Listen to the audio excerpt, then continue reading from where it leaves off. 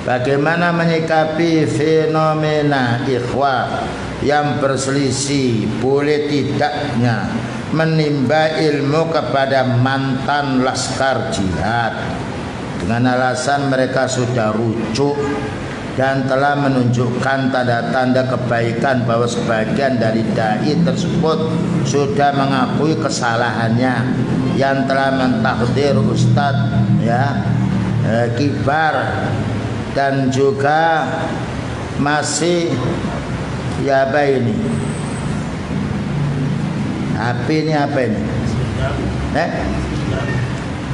tapi tetap masih bergabung bersama mereka. Orang ikhwan, orang tobat itu namanya tobat itu tidak kembali, dia bergabung dengan orang yang ahli subhat. Tahu dengan tobat? Tobat itu adanya meninggalkannya, tidak mau lagi, dan merasa dia menyesal. Jadi kita jangan seperti orang munafik. Ketemu kawan begitu, ketemu yang lain begitu lagi. Tunjukkan ketegasan kita. Ya. Orang munafik, orang ahli subhat ya, itu bahaya. Fa'arid anhum. Dan itu sudah kita alami sendiri. Ya. Mereka juga, saya sudah minta maaf padahal tidak pernah minta maaf. Orang itu ya kan dalam satu hadis, al-mar'u ala dini khalili. Orang itu lihat kawan akrabnya. Kalau dia orang yang baik, mestinya bergabung dengan orang baik. Ya. Makanya Allah menjelaskan al-khabisatu lil khabisin. Wanita yang jijik itu ya disenangi oleh laki-laki yang jijik. Wal khabisuna lil khabisat. Ya. Maka orang-orang laki-laki yang dia berbuat jahat, dia senangnya dengan wanita yang berbuat jahat. Fattayyibatu littayyibin. Dalam masalah bergaul ini ikhwan bahaya sekali. Para ulama sunnah ketika didatangi orang ahli subhat, ya imam, aqra'u 'alaika hadisan. Saya akan bacakan kamu satu hadis. La, jangan. Wa aqra'u 'alaika ayatan. Saya akan bacakan kepada kamu satu ayat. La, jangan. Antuma takhrujani am ana. Kamu yang keluar dari rumah saya atau saya yang keluar? Subhanallah, orang punya ilmu ya, wah. Ulama sunnah ditanya oleh muridnya, kenapa kok begitu? Wahai imam, bukankah menyampaikan hadis dan Quran? Saya sudah tahu itu hadis dan Quran, tapi yang saya khawatir subhat yang masuk dalam hati. Subhanallah, sampai para ulama mengatakan, wallahi la ayyujawirani bil qiradati wal khanaziri ahabbu ilayya min ayyujawirani sahibul hawa. Demi Allah, seandainya saya punya tetangga kera dan babi, lebih saya sukai daripada saya bertetangga dengan orang penyembah hawa nafsu. Ya ikhwan, alhamdulillah sekarang orang-orang menyampaikan sunnah jumlahnya banyak. Ya. Beritahu antum ke sana apa ke kemari? Alasannya menasihati apa? Bisa saya diajak ke sana menasihati apa sih dia? Dan orang seperti itu ya kawan, orang-orang yang menyembunyikan diri, dan itu sudah kita alami sendiri. Makanya ketika dia ngomong, Ustadz, orang ini sudah tobat, saya lebih tahu dengan dia daripada antum. Dudukkan dia di sini. Saya akan bicara bagaimana dia. Padahal dia sudah ngomong 2 kali ke tempat saya, sudah tobat katanya. Wallahi tidak mengatakan itu. Dusta dia. Dusta sifatnya munafik. Kalau orang ahli hadis pernah dusta, hadisnya matruk. Pernah dusta atas nama Allah Ta'ala, atas nama beliau, dajjal hadisnya. Ini prinsip yang ikhwan. Makanya orang-orang ulama sunnah menjauhinya. Tapi orang awam lain, orang makan jangan orang jadi orang awam, akan ditarik ke sana kemari. Jadi orang punya ilmu. Tanya pada para asatidz kibar. Dan itu yang bisa menasihati kita insya Allah. Karena Allah Ta'ala tidak menjadikan orang ini ittiba kepada pada orang ahli kitab saja. Masih ada la tazalu ta'ifatun min ummati dahirina 'alal haqq. Senantiasa ada sekelompok umat ini membela kebenaran. Kalau lidah-lidah para dai selalu mencaci jauhinya. Ya. Bayangkan ya apa sibabul muslimi fusukun wa qitalu kufrun. Mencaci orang muslim itu fasik sendiri. Tapi tidak menjamin orang tahu hadis selalu dia mengamalkan hadis. Karena manusia dikuasai oleh hawa nafsu. Hawa nafsunya orang punya ilmu berbahaya daripada hawa nafsunya orang bodoh. Bayangkan orang mencuri punya ilmu lain dengan mencurinya orang awam. Hanya ayam dicuri. Jadi orang punya ilmu pakai internet, pakai yang lain dipopol tersebut. Ya ikhwan, kita ini harus berhati-hati berkawan pada waktu zaman sekarang ini. Dan itu sudah kita alami sendiri. Sudah tahu baik dicacinya, bicara di tempat-tempat kesana yang lain, kita lihat bicara di luar yang lain. Orang itu ikhwan kalau kembali yang hak kadang ketahuan. Jadi kita jangan bicara dengan seorang hanya kembali, punya sudah kembali. Kenapa mereka? Mereka tidak membawa muridnya kepada kita, justru murid kita yang diambil. Dan itu telah musibah menimpa pada maat kita. Saya bilang, kamu ke sana apa kamu ke sini? Ternyata beberapa saat mereka datang satu orang sembunyi-sembunyi. Kamu jangan belajar di sini. Di sini tidak ada ulama. Wallahi saya dengar dengan telinga saya sendiri. Dan itu santri saya, cuma saya menyebut. Memang di sini tidak ada ulama. Kamu yang jadi ulama ya. Ayo di sini berada siapa salah satu yang mati dulu. Perlu dikerasi orang seperti itu supaya tidak menjilat umat.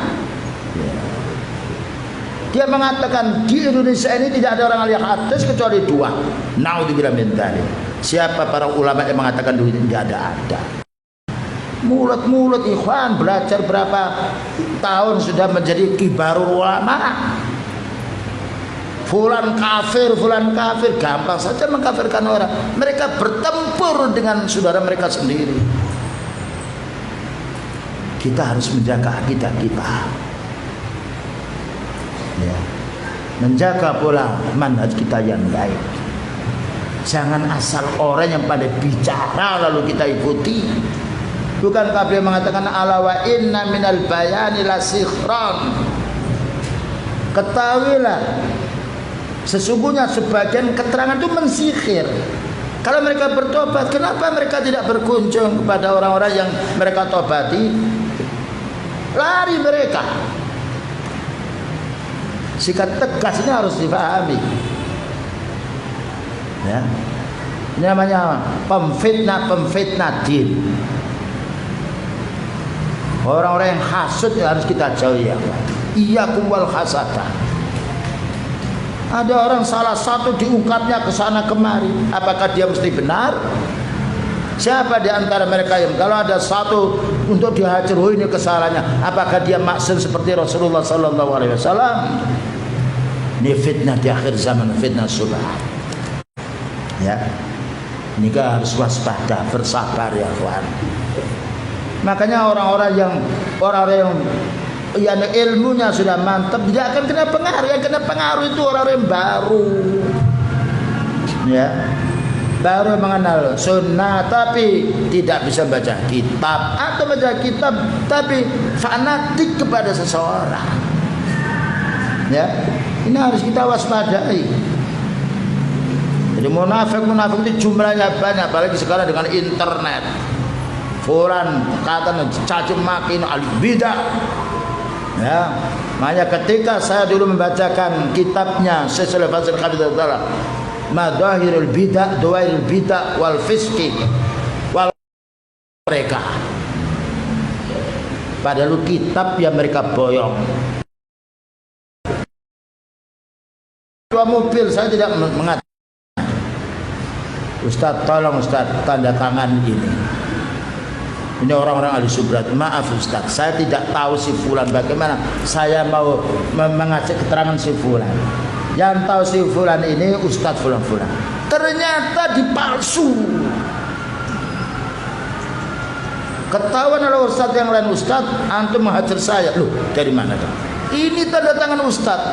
Padahal ini tokoh-tokoh orang yang banyak pengikutnya, yang menampakkan sunnahnya, ternyata pembohong, penipu.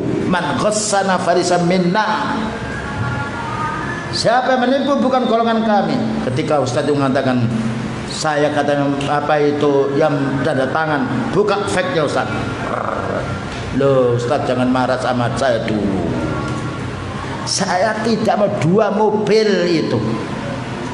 Kalau tidak salah orang 18 minta tanda tangan untuk menghajar si fulan. Saya wallahi Ustaz, saya tidak tahu si fulan ini bagaimana memaksa untuk tanda tangan. Surat itu hanya disampaikan kepada Syekh Robi. Saya tidak mau menyebut Robi.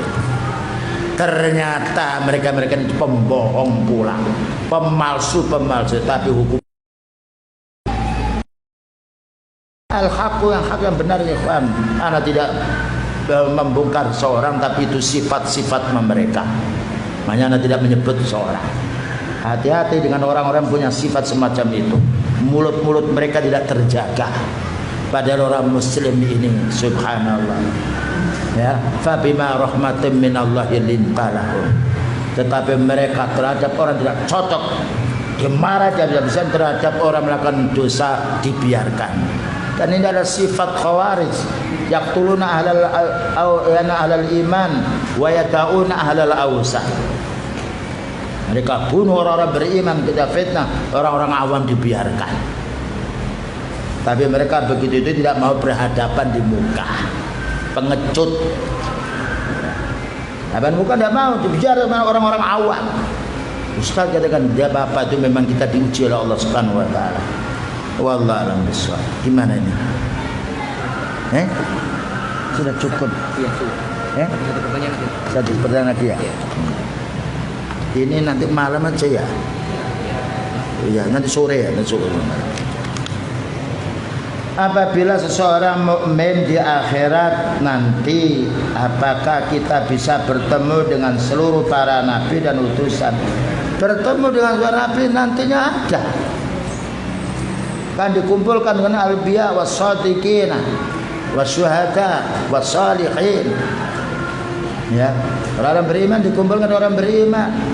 Bahkan di alam mahsyar besok orang itu mencari Nabi Adam dulu, mencari Nabi Nuh, mencari Nabi Ibrahim, mencari Nabi Musa dan Isa. Akhirnya berjumpa dengan beliau. Beliau sujud mohon kepada Allah Ta'ala untuk, yaitu mohon kepada Allah agar segera diselesaikan, dipisahkan dengan faslul qada, dipisahkan mana yang beriman dan dipisahkan mana yang kufur.